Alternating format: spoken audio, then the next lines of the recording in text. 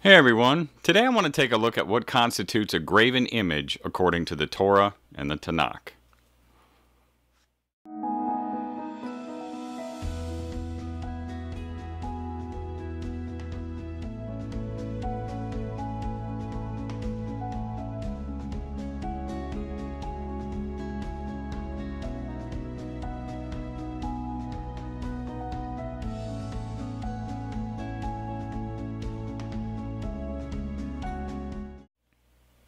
Shalom everybody, and welcome to Beit Tefillah. Every once in a while I'll see posts on social media where some people are leery of having things like dolls or stuffed animals or carved duck decoys or pictures in their home due to the following commandment in Exodus 20, 4-6. You do not make for yourselves a graven image or any likeness of that which is in the heavens above, or which is in the earth beneath, or which is in the waters under the earth. You do not bow down to them nor serve them, for I, Yehovah your Elohim, am a jealous El, visiting the crookedness of the fathers on the children to the third and fourth generations of those who hate me, but showing kindness to thousands to those who love me and guard my commands. So the question is, would having these items in our home constitute having graven images and be breaking this commandment? Well, we need to take a look at that Hebrew word for graven image in this verse, which is the Hebrew pesel. It means an idol, which is usually a carved or graven image. This word pesel is found 31 times in the Tanakh, and every single time it is referring to an idol someone makes to worship. So graven image is an idol. Let's read in Deuteronomy 5:8. You do not make for yourself a graven image or any likeness of that which is in the heavens above, or which is in the earth beneath, or which is in the waters under the earth. So basically that's the same as we just read in Exodus 20 verse 4.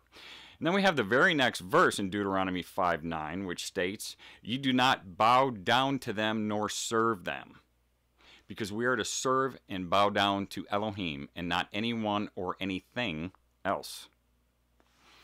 Deuteronomy 4:15. Therefore diligently guard yourselves, for you saw no form when Yehovah spoke to you at Oreb out of the midst of the fire, lest you should do corruptly and shall make for yourselves a graven image. And why did Elohim tell the children of Israel not to make any graven images? We're told a few verses later in Deuteronomy 4:19. And you be drawn away into bowing down to them and serving them. So there it is again. And here we can read the same thing in Leviticus 26:1. Do not make idols for yourselves, and do not set up a carved image or a pillar for yourselves, and do not place a stone image in your land to bow down to it. Now, just a side note here, if you're following along in your own Bible, the King James uses the English word graven in its translation, and the ISR Bible uses the word carved. I'm not sure what all translations use, but I just want to show the difference in that. It's still from the same Hebrew word pesel, okay? So we have to be careful that we don't make any idols that someone could worship. It's not about having a painting of an animal or a picture of an animal or dolls or stuffed animals or pictures of some things or someone as in your family or your grandkids. That's not what this is about. Because if it is what it's about, then there'd be some really big loopholes to this. Let's hear again in Exodus 20 verse 4. You do not make for yourselves a carved image or any likeness of that which is in the heavens above, or which is in the earth beneath, or which is in the waters under the earth. Okay, so what if we made something that didn't look like anything in the heavens, in the earth, or in the sea? Could we make idols out of something that's not found on this earth or in the heavens and bow down and worship that? Would that be fine with Elohim? Of course not. And what if we didn't actually make anything, but we worshipped the actual animal, if we had sacred animals or if we had sacred objects, like a rock or something? You know, the Egyptians, they had cats, they had scarab beetles, and some fish or eels that were sacred. The Hindus worshiped the elephant. So is that okay in Elohim's eyes for them to worship the real thing as long as they don't make any graven images of those things? Of course not. You know, I know there's some people who won't even allow photographs to be in their homes for fear of those being graven images. And I had ancestors like that go back to my great-great-grandparents. Hardly have any pictures from that part of my family, and it was hard to do in the family tree because only some pictures that we have were those that were kind of taken in secret, and they didn't know it because they didn't allow it. So let's examine the logic behind that. Let's say when you looked out of a window in your house, you could see a beautiful tree. Now let's say you took a picture of that tree looking the same way it appeared out of your window and you hung it next to your window. You'd still be looking at the same tree, but one is out the window and the other is a picture in a frame by the window. Would it be okay with Elohim to worship a tree in your backyard that is not a man-made image because you would be breaking a commandment to have a picture of the same tree hanging in a frame inside of your house? You see what I mean? That wouldn't make a whole lot of sense. And I know there's going to be some people watching this and saying, well, it's still a sin to make or own anything like a painting or a statue or a carving or fill in the blank here. So first of all, we need to examine that and realize that Elohim would not give a command to not do something that he considers a sin, only to turn right around and direct the very people he just gave that commandment to do the very same thing. Let me tell you what I mean. In the following passage, we have a perfect example.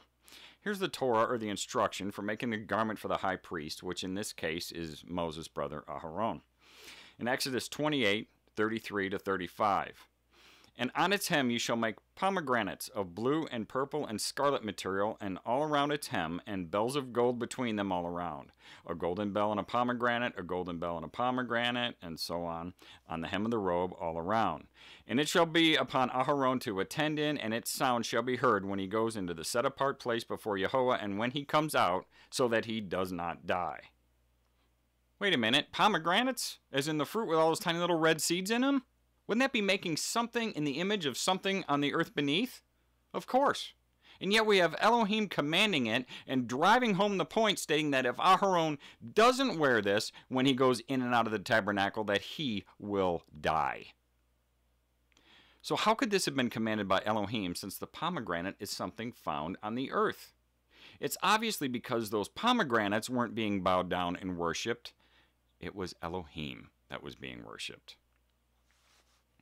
I'm sure most people remember this account as recorded in Numbers 21:6-9. And Yehovah sent fiery serpents among the people, and they bit the people. And many of the people of Israel died. Then the people came to Moses and said, We have sinned, for we have spoken against Yehovah and against you. Pray to Yehovah to take away the serpents from us. So Moses prayed on behalf of the people. And Yehovah said to Moses, Make a fiery serpent and set it on a pole. And it shall be that everyone who is bitten when he looks at it shall live. So Moses made a bronze serpent and put it on a pole. And it came to be, if a serpent had bitten anyone when he looked at the bronze serpent, he lived. So just to be clear, Elohim told Moses to make a bronze image of a snake and put it on a pole for the people to look at so that they could live if they had been bitten.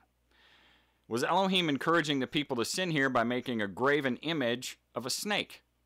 Of course not. They didn't worship the snake, but it was for the people to look upon so that they wouldn't die if they had been bitten. They would have been delivered from death. And there are other examples of images in Scripture, such as the cherubim over the Ark of the Covenant, the top of the columns in Solomon's temple that he built for Elohim in the shape of lilies. Plus there were 12 big oxen in this pool outside of the temple, things like that. Those images were in place in the great temple of Elohim in which Elohim dwelled, so he must have been very pleased with all of that. Because it was Elohim that was being worshipped. It wasn't the 12 bulls, it wasn't the lilies, and it wasn't the cherubim. Let's read this again in Deuteronomy 4:15. Therefore diligently guard yourselves, for you saw no form when Yehovah spoke to you at Oreb out in the midst of the fire, lest you should do corruptly and shall make for yourselves a graven image. Elohim said that because he just knew that if the people saw his form, they would have made an image out of it, and the people would have ended up using that image as an idol over time. And speaking of a similar occurrence, a few minutes ago we discussed the bronze image that Elohim commanded Moses to make so that people could look upon if they were bitten by serpents. However, after a period of time had gone by, the people were misusing it. So when Hezekiah became king, the following was recorded in 2 Kings 18:4. He took away the high places and broke the pillars and cut down the Asherah and broke in pieces the bronze serpent which Moses had made. For until those days the children of Israel burned incense to it and called it Nehushtan. So during that particular time, the people were using that bronze serpent as an idol. They were burning incense to it. And Hezekiah knew it and had it destroyed, as he was a very righteous king. For a different example, let's also read Leviticus 26:30. And I will destroy your high places and cut down your images and cast your dead bodies upon the dead bodies of your idols, and my soul shall abhor you. The dead bodies of your idols. So people can be idols as well? Absolutely. In this world today, you got rock stars, you got movie stars, you got sports figures, etc. All those kind of people can take the place of Elohim if people let them. Some people are going to idolize these people and give glory to them, when instead that type of adoration and adulation should be reserved only for our Elohim. An idol isn't always a graven image. An idol could be anything that people hold up as being more important than our Elohim. So I hope this video blessed you. Thanks for watching, everybody, and please sub to our channel if you haven't done so yet. A shout out and a shalom to all who are Yisrael and are scattered worldwide in the dispersion. Everybody be blessed and have a wonderful day.